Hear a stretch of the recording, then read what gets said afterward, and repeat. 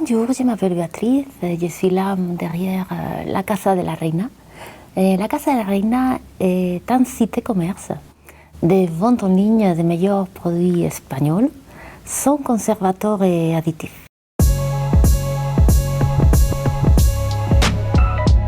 Je suis développeuse informatique depuis presque 20 ans, donc j'ai mis beaucoup sur la partie e-commerce que je maîtrise et je pense que pour commencer, c'était le meilleur choix pour moi.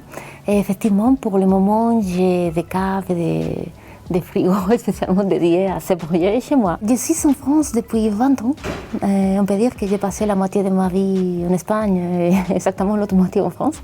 Une chose qui m'a toujours manqué en France, c'est de trouver facilement les bons produits espagnols. J'ai vraiment constaté que les produits espagnols qu'on trouve dans les supermarchés ici en France, ce n'est pas du tout les produits que je trouve dans les supermarchés en Galice, dans ma région. Donc, tous mes produits, en plus de choisir évidemment personnellement chaque fournisseur, faire très attention à leur traçabilité, à leur histoire, à leur façon d'élever les aliments, ce qui concerne la charcuterie, etc. Le fait qu'il n'y a aucun additif ni conservateur sur les produits de la Casa de la Reina, c'est ça qui m'a décidé à lancer ce projet, parce que je pense qu'il n'y a pas une autre proposition d'épicerie haut de gamme espagnole avec aucun additif ni aucun conservateur sur aucun produit. J'ai démarré avec les produits phares, que les jamons. Donc, j'ai choisi deux fournisseurs avec une excellente réputation en Espagne. Señorío de Montanera, qui est mon fournisseur de jamon de bellota 100% ibérique bio. Pour que mes produits soient accessibles au plus grand nombre, j'ai choisi un jamon serrano d'une excellente qualité avec un IGP, indication géographique protégée, que c'est le jamon de Trévelez, avec mon fournisseur aussi très connu et très réputé en Espagne, que c'est Jamones de Rubiles. Je commence à étoffer mon offre. Petit à petit, j'augmente mon offre. Je reste pour le moment côté gourmet, charcuterie.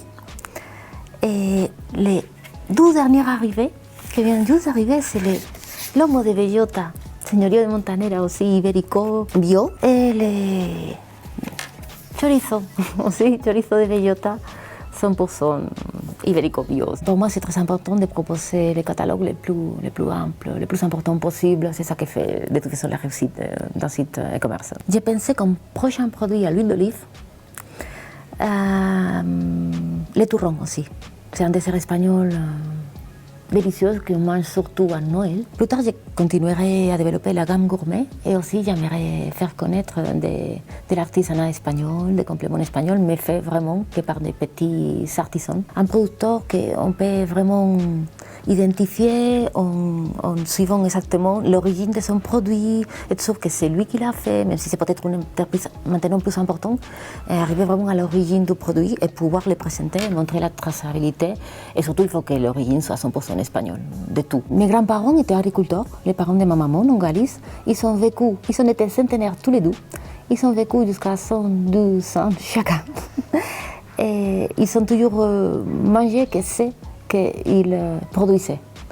Donc j'ai toujours pensé que c'est qu'on mange les ingrédients en un rapport très très très étroit avec notre qualité de vie, avec même avec notre durée de vie et avec notre santé.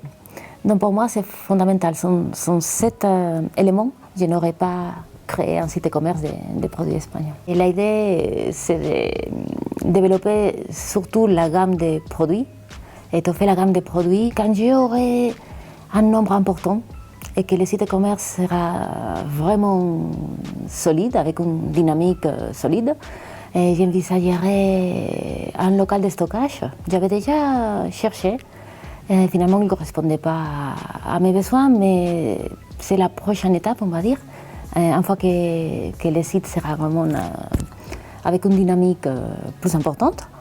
Et l'idée aussi d'ouvrir un commerce physique commence à me trottiner dans la tête parce que j'aime beaucoup mes produits, j'aime beaucoup mes clients. Et c'est vrai que je pense que j'aimerais beaucoup pouvoir avoir un contact quotidien avec eux sur un commerce. Mais ça, c'est encore une autre chose, peut-être bien plus tard.